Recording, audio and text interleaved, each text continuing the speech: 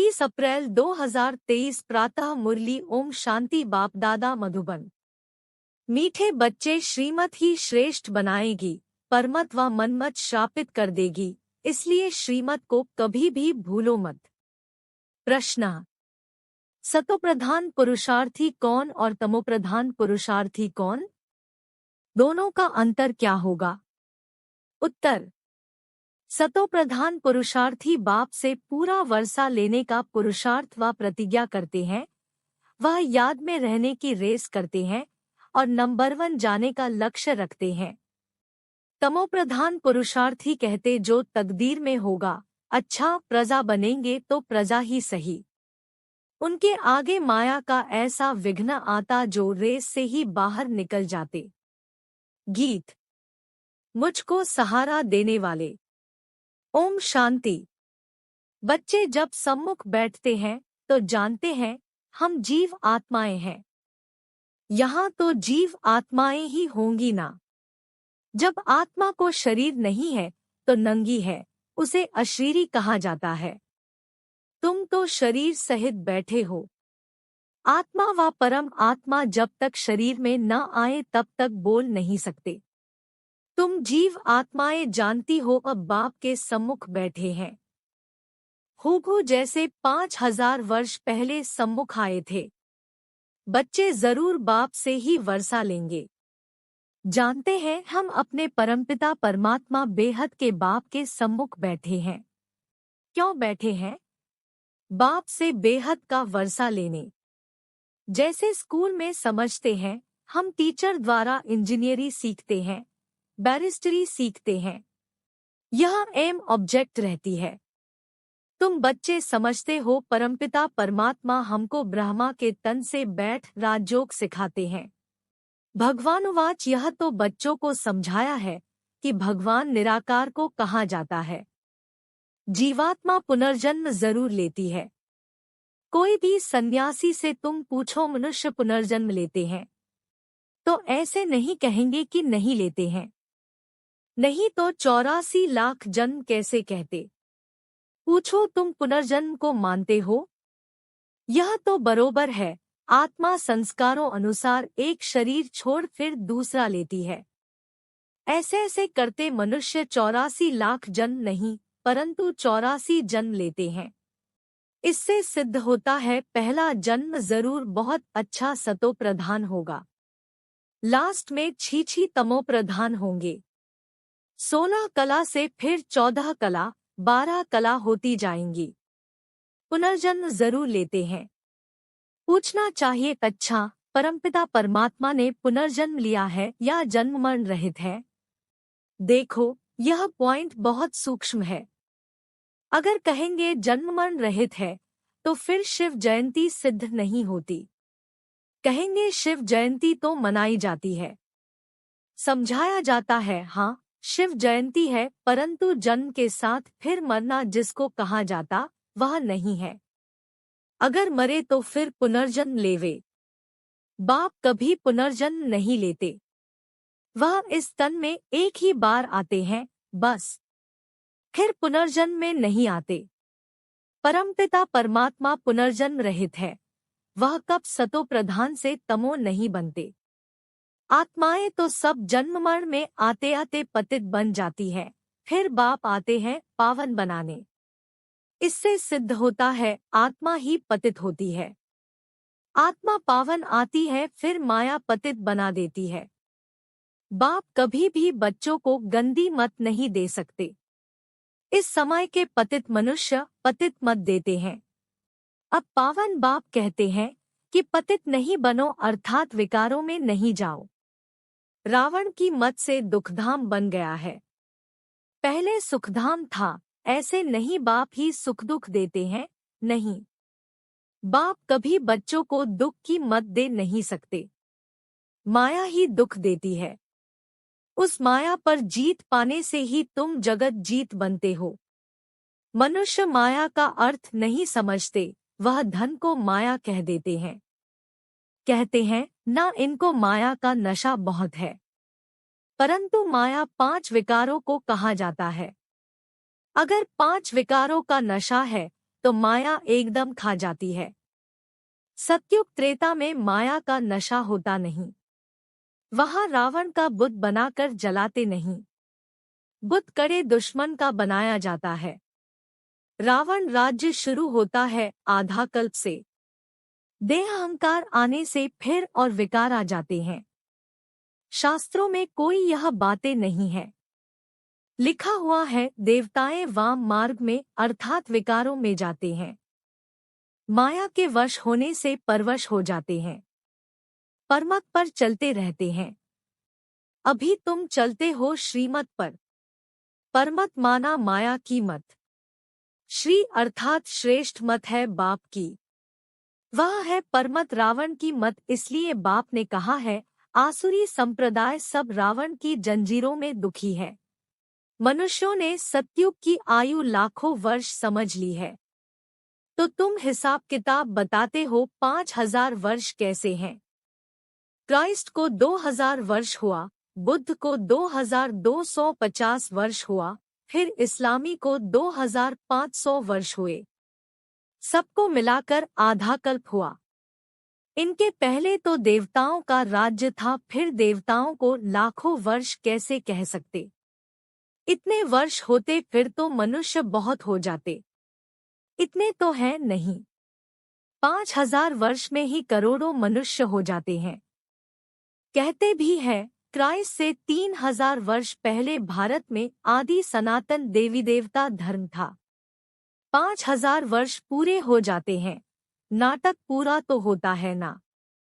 इन बातों को कोई जानते नहीं है। मैं जो हूँ जैसा हूँ, यह चक्र कैसे फिरता है कोई जान न सके। बाप ही समझाते हैं, यह है गीता। बाप ने आकर सहज राजयोग सिखाया था, तब उनका नाम गीता रखा है। जैसे क्राइस्ट ने सिखाया तो उनका नाम बाइबल रखा है। यह अनादि नाम रखे हुए हैं, वह रिपीट होते हैं। बाबा बुढ़ियों को भी समझाते हैं, यह बहुत सहज बात है।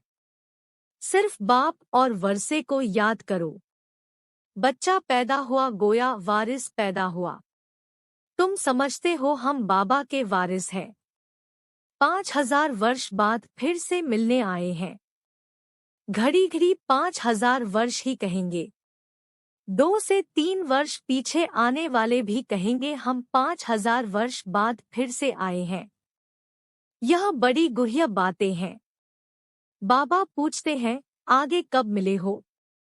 कहते हैं हाँ बाबा। आत्मा इस मुख द्वारा कहती है हम 5000 वर्ष पहले आपसे मिले थे।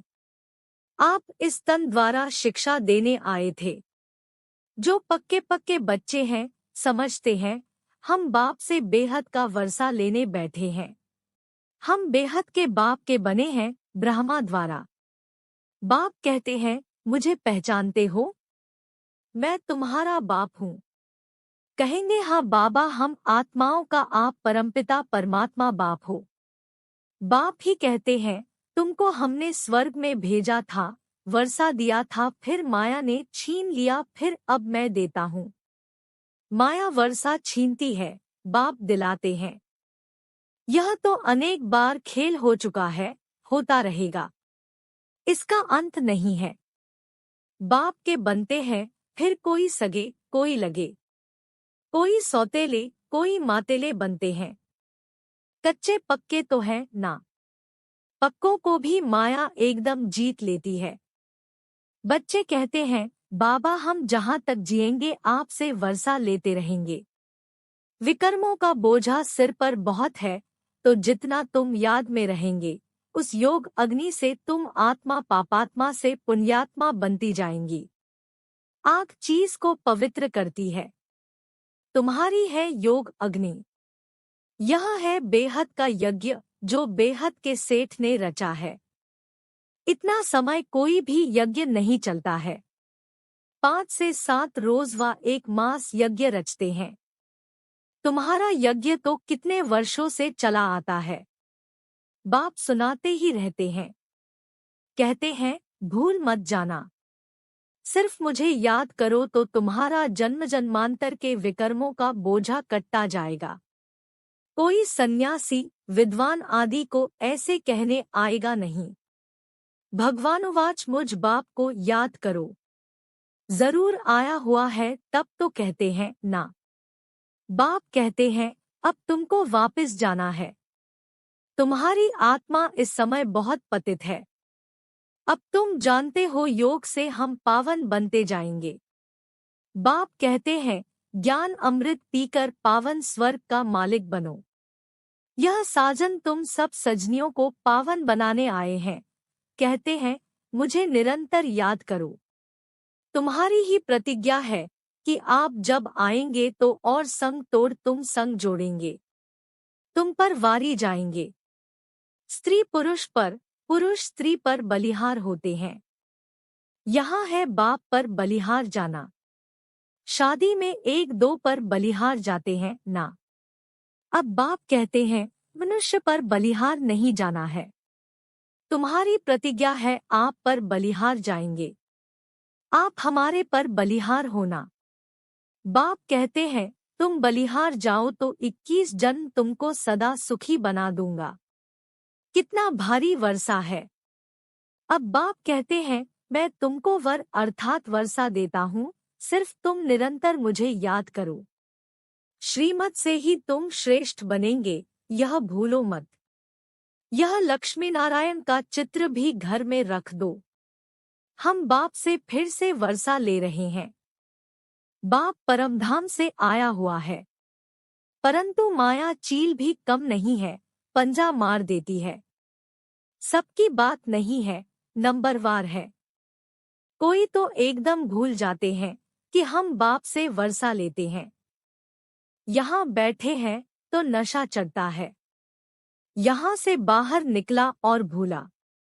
फिर सुबह को रिफ्रेश होते हैं, फिर सारा दिन भूल जाते हैं। 4 से 5 वर्ष अच्छी सर्विस करने वाले भी आज देखो है नहीं। कुछ अवज्ञा की तो माया ने जोर से थप्पड़ मारा और चले गए। बाबा कह देते हैं बच्चे माया बहुत कड़ी है।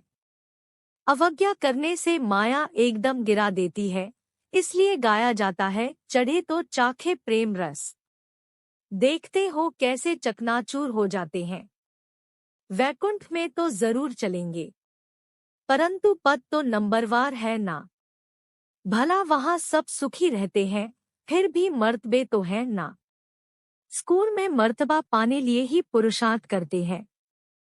ऐसे नहीं, प्रजा ही सही जो तकदीर में होगा। नहीं, इसको तमो प्रधान पुरुषार्थ कहा जाता है। सतो प्रधान उनको कहेंगे जो बाप से पूरा वर्षा लेने का पुरुषार्थ व प्रतिज्ञा करते हैं।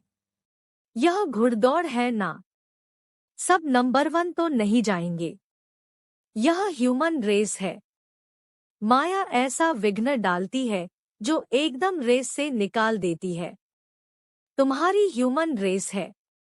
आत्मा कहती है हम बहुत दुखी हुए हैं। शरीर लेते लेते बहुत तंग हुए हैं। कहते हैं अब बाबा के पास जाएं। बाबा ने युक्ति तो बतलाई हुई ही है। बाबा हम आपकी याद में रहेंगे।